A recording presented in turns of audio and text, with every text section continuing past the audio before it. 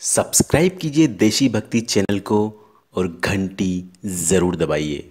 नमस्कार मित्रों, देशी भक्ति चैनल में आपका स्वागत है। और आज के इस वीडियो में हम आपको बताने जा रहे हैं कि अगले जन्म में आप क्या बनेंगे। ये सारी बातें महर्षि व्यास ने बताई हैं और उन्हीं के ग्रंथों से निकालकर हम ये वीडियो बना रहे हैं।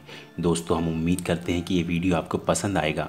इसे ज़्यादा से ज़्यादा लाइक करें और अपने दोस्तों के साथ शेयर ज़रूर करें। इस चैनल को ज़रूर सब्सक्राइब करें और घंटी ज़रूर दबाएं। दोस्तों, कभी कभी हमारे मन में ख्याल आता है कि जो कर्म हम इस जन्म में कर रहे हैं उसका भुगतान भी इसी जन्म में हो जाए तो हम चिंता मुक्त हो सकते हैं। यानी कि यदि हम अच्छे कर्म कर रहे हैं तो उसका अच्छा फल कुछ ही समय के पश्चात मिल जाना चाहिए, और यदि हम बुरे कर्म कर रहे हैं तो उनका दंड भी इसी जन्म में मिल जाना चाहिए। क्योंकि ये जो कर्म ही है जो हमें खुशी और दुख दे रहे हैं।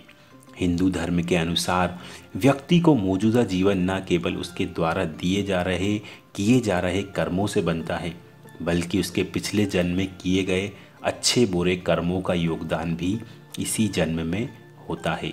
अर्थात यदि उसने पिछले जन्म में शुभ कर्म किए तो इस जन्म में वह सुख पा सकता है, और बुरे कर्म करते हुए भी वह सुख भोग सकता है। लेकिन समस्या तब उत्पन्न होती है जब पिछले जन्म के बुरे कर्म इस जन्म में परेशानी देते हैं। काश ऐसा होता कि इस जन्म के कर्म इसी जन्म में सिमट जाते, न पिछले जन्म के कर्म इस जन्म में आते और ना ही अपने इन जन्म के कर्मों का फल अपने आने वाले नए जन्म में पाते। लेकिन ऐसा संभव नहीं है। नियति ही ऐसी है कि हमें कर्मों का परिणाम हर जन्म में भोगना पड़ता है। शायद आप इस बात से अवगत हों कि कर्मों के अनुसार ही व्यक्ति अगला जन्म ही पाता है। कर्मों के अनुसार ही व्यक्ति अगला जन्म भी पाता है। वह कैसे कर्म करता है, अच्छे कर्म करता है या बुरे, उसी के आधार पर उसे अगली योनि प्राप्त होती है। यदि आप मनुष्य योनि में हैं तो यह आपके पिछले जन्मों के अच्छे कर्म हैं। मनुष्य योनि को शास्त्रों में उत्तम योनि बताया गया है, क्योंकि यह वह योनि है जब ईश्वर हमें आत्मा को मोक्ष दिलाने यानी कि जीवन मरण के जंजाल से मुक्त होने का अवसर प्रदान करते हैं। और यह हम प्राप्त कर सकते हैं भगवान का जाप करके, जो कि एक मनुष्य ही कर सकता है। गरुड़ पुराण के अनुसार माता के गर्भ में 9 महीने तक अजन्मा शिशु ईश्वर से यह प्रार्थना करता है कि मुझे यहाँ से बाहर निकालोगे तो मैं ताउम्र आपका नाम जपता रहूँगा।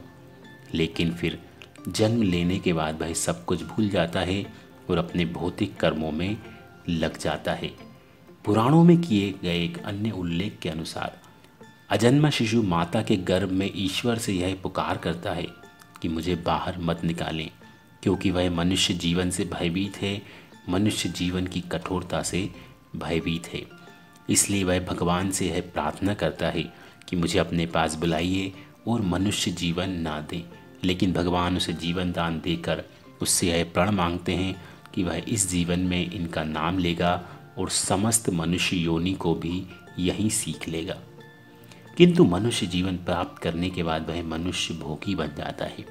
लेकिन उन्हें किन कारणों से यह जीवन मिलता है और वे कौन से कर्म हैं जो उसे इंसानी जीवन देते हैं, यह जानकारी बेहद ही रोचक है।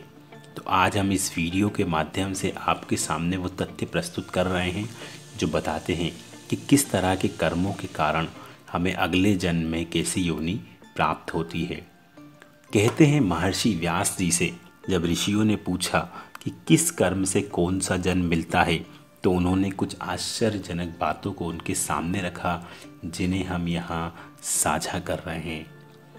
उन्होंने बताया कि जो मनुष्य पराई स्त्री से संबंध बनाता है उसे भयानक नरक में जाना पड़ता है। यहाँ उसे कई दंड भोगने पड़ते हैं और इन सब के बाद उसे एक के बाद एक कई विभिन्न जन्म मिलते हैं।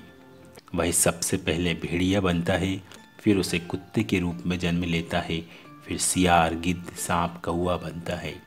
इन सभी जन्मों को भोगने के बाद ही अंत में वह बगुले का जन्म प्राप्त करता है, जिसे समाप्त करने के पश्चात उसे मनुष्य की योनि प्राप्त होती है।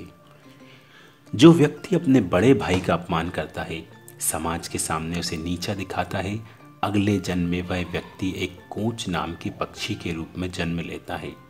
इस जन्म को वह 10 वर्षों तक भोगता है और यदि उसे ईश्वरीय कृपा प्राप्त हो जाए तो अगले जन्म में उसे मनुष्य योनि मिलती है। यदि आप इस जन्म में पाप कर रहे हैं तो इसका भुगतान भी अगले जन्म में करना होगा। महर्षि व्यास के अनुसार स्वर्ण की चोरी करने वाले व्यक्ति को कीड़े के रूप में जन्म मिलता है। जो व्यक्ति चांदी के समान चोरी करता है वह कबूतर बनता है। इसके अलावा जो व्यक्ति किसी के वस्त्रों की चोरी करता है अगले जन्म में तोता बनकर जन्म लेता है। सुगंधित पदार्थों की चोरी करने वाला व्यक्ति छछूंदर के रूप में अगले जन्म में जन्म लेता है। किंतु यदि अपराध चोरी से बड़ा हो तो योनि और भी भयंकर प्राप्त होती है। महर्षि व्यास ने बताया कि जो व्यक्ति शस्त्र से किसी की हत्या करता है उसे गधे की योनि प्राप्त होती है। गधे के बाद वह मृग योनि को प्राप्त करता है। किंतु इससे अधिक रोचक बात यह है कि उसकी खुद की हत्या भी शस्त्र से ही होती है। मृग के बाद ऐसी आत्मा मछली, कुत्ता, बाघ और अंत में मनुष्य योनि को पाती है। देवताओं और पितरों को संतुष्ट किए बिना मरने वाला व्यक्ति 100 वर्ष तक कौवे की योनि में रहता है। इसलिए कहा जाता है कि श्राद्ध कराते समय कौवे को अवश्य भोजन कराएं ताकि प्रतिगण संतुष्ट हो जाएं। लेकिन यदि यह ना किया जाए तो अगला जन्म कौवे के रूप में मिलता है। इसके बाद मुर्गा, फिर 1 महीने के लिए सांप की योनि के रहने के पश्चात उसके पापों का अंत होता है। उसके बाद वह मनुष्य के रूप में जन्म लेता है। तो दोस्तों, ये जो हमने आपको बातें बताई हैं ये सारी महर्षि व्यास जी के अनुसार हैं। उम्मीद करते हैं वीडियो आपको पसंद आया होगा। इसे ज़्यादा से ज़्यादा लाइक करें, शेयर करें। अगर अभी तक आपने इस चैनल को सब्सक्राइब नहीं किया है तो इस चैनल को ज़रूर सब्सक्राइब करें और घंटी ज़रूर दबाएं। मिलते हैं अगली वीडियो में। नमस्कार।